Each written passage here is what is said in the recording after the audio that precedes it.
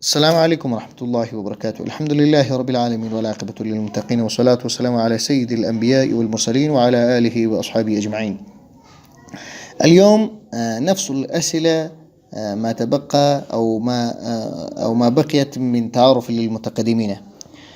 فشعيب يسأل أفضل ويقول له: ملامحك وهندامك يدلان على ذلك، أنشدك بالله هل أعجبتك مدينتي؟ هل أحببت مدينتي؟ أو هل تعجبك مدينتي؟ أفضل يجيبه ويقول له بصراحة ومن غير مجاملة: لم تعجبني، أي أقول لك قولا واضحا ولا أجامل في قولي، ولا أخفي ما في قلبي. لم تعجبني أي ما أحببت قريتك أو مدينتك. فشعيب يجيب ويقول له: ما الذي لم يعجبك فيها؟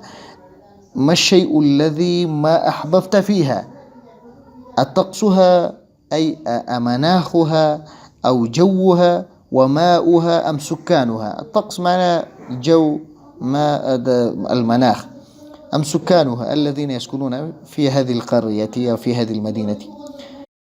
أفضل: لعلي نزيل جديد في هذه المدينة، لعلي جئت إلى هذه المدينة جديدا، أي ما سكنت في هذه المدينة كثيرا، لذا ما تعجبت من هذه المدينة أو ما أحببت هذه المدينة. ولم أتأقلم بعد، أي ولم أتكيف أو لم أنسجم معها، مع هذه البلد أو مع سكانها. شعيب: بالطبع، أي بالحقيقة يا أخي، ولو تأقلمت عليها لا أعجبتك، أي لو انسجمت معها لا أعجبتك، لا أحببتها. أفضل: حسنا، أرجو أن نلتقي على طريق الخير. معنى هذه كلمة دعائية، يتمنى أن نلتقي على خير.